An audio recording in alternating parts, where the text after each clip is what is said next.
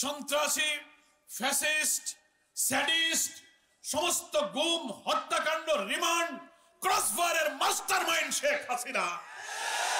শেখ হাসিনার নির্দেশে পল্টনে লগি বৈঠা নিয়ে আমাদের 7 জন তরুণ নেতাকে পিটিয়ে পিটিয়ে সাপের মতো হত্যা করেছিল। তাদের মৃতদেহের উপরে উঠে তারা নিষ্ঠুরভাবে লাফালাফি করে নাচানাচি করেছিল। আরআর কাবেল বাংলাদেশের একমাত্র ইউএল এবং ভিডি সার্টিফাইড কেবল যা এ গ্রেড এলএমই রেজিস্টার। আপনারা সেই ইতিহাস, সেই ছবি, সেই ভিডিও কি ভুলে গেছেন?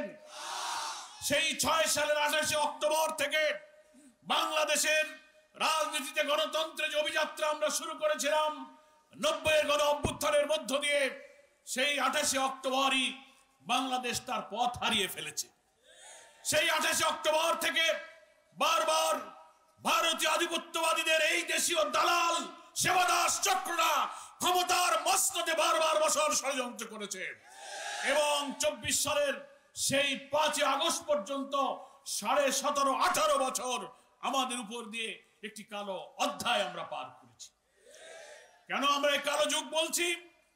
আমাদের সংগ্রামী নেতৃবৃন্দ তার বক্তব্যে বলেছেন, এই সময় আমাদের কোনো গণতান্ত্রিক অধিকার ছিল না, রাজনৈতিক অধিকার ছিল না, ভোটাধিকার ছিল না, ধর্মীয় মূল্যবোধ, জাতি সত্তা পায়ের নিচে পিষে ফেলা হয়েছিল, অর্থনীতিতে চলেছিল লুটপাট, জুডিশিয়ারি বিচার অঙ্গনে কোনো ন্যায় বিচার ছিল না, শাসন ক্ষমতায় ওই শেখ পরিবার, হাসিনার পরিবার, আওয়ামী লীগের সিন্ডিকেট কর্তৃত্ব করে ব্যবসা বাণিজ্য, চাকরি বাকরি তারা সবকিছু তছনছ করে দিয়েছে।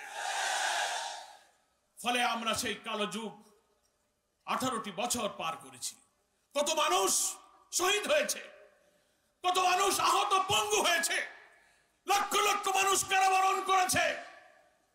এ জাতির কত শিশু, কত মা, কত স্ত্রী, কত পিতা আল্লাহর কাছে সিজদা দিয়ে চোখের পানি ফেলেছে, আল্লাহর কাছে মুনাজাত করে হাজারি করেছে, আল্লাহ তুমি এই অত্যাচারী শাসকের হাত থেকে এই জনপদকে উদ্ধার করো। আমরা জানি না আল্লাহ তাআলা কোন শাহাদাতকে কবুল করেছেন, কার ইখলাসকে কবুল করেছেন, কার মুনাজাত, কার চোখের পানি কবুল হয়েছে আমরা জানি না। কিন্তু 24 সালের 5 আগস্ট আসমান থেকে আল্লাহ তাআলা রহমতের ধারা বর্ষিত হয়েছে।